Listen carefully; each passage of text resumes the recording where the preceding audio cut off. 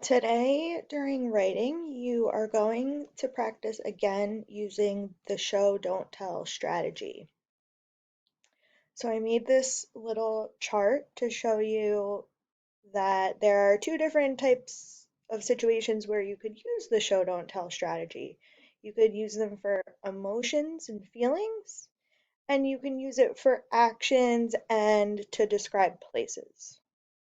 For emotions and feelings, you want to show the character's feelings instead of just telling them to the reader. So instead of just saying it was cold outside, I could say a breeze blew against my face as I shivered and tried to pull my coat up over my cheeks. Instead of saying I was sad, I could say my eyes started to fill with water. A tear rolled down my cheek as I put my head in my hands with a sigh. For actions and places, you want to show the reader actions and not just tell them. You want them to have a good picture in their mind of what's going on, almost like they're watching a movie. So to do that, you're going to use your five senses, and try to be thinking of, okay, what can I see, hear, feel, in order to be able to describe this better. So telling someone, my cousin ran across the street to find a police officer, that's telling them. Showing them would be something more like when she noticed the police officer across the street, my cousin turned and started to dart across. Her legs took giant fast steps as if she was in a race for first place. So you can see that I was able to take one simple sentence and stretch it out by telling the reader what I wanted them to see in their head as they read. Some of the things you can do to show don't tell for emotions and feelings. First, you have to make sure you have feelings in your writing because all good writers show the feelings of their characters. If you don't, you need to add them in. Once they're in there, you can ask yourself questions like, where are the feeling words in my writing? Like, where do I find the character being happy or sad or excited? Then you need to think about that feeling and picture in your mind, what does it look like when someone has that feeling? Then you're going to use more than one word to really show that feeling, like I did in my example. For actions and places, you need to slow down and use your senses to really describe what's going on. So, what do you see? Or what does the character see? What does the character hear? What does the character feel?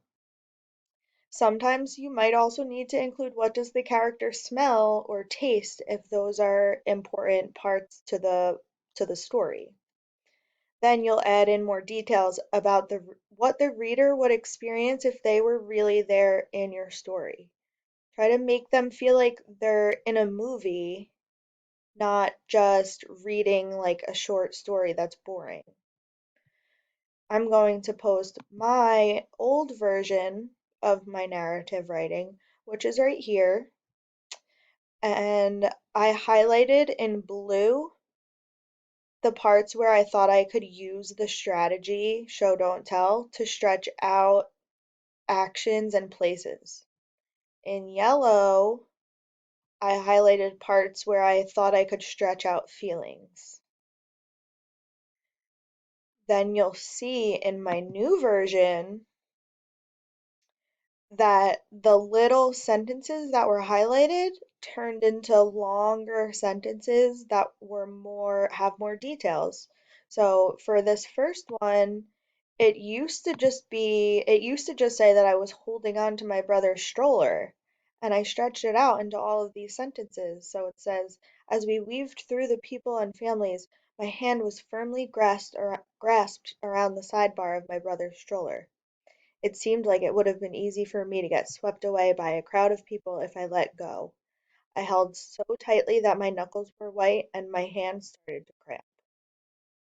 So each time I highlighted something in my old version, In my new version, it got a lot longer because I was adding a lot more details using my five senses and feelings and emotions.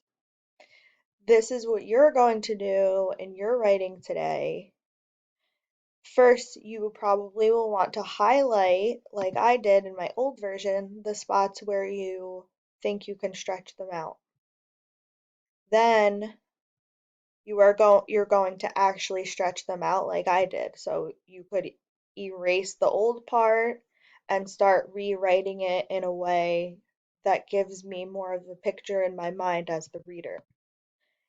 If you need help doing that, you can look at my examples, my old version and my new version of my writing, and the questions that you could ask yourself as you're trying to use the strategy. I'll be able to tell the changes you made even if you don't highlight in your writing like I did. I'll be able to tell and look at your old version and your new version to see if you were able to use the strategy.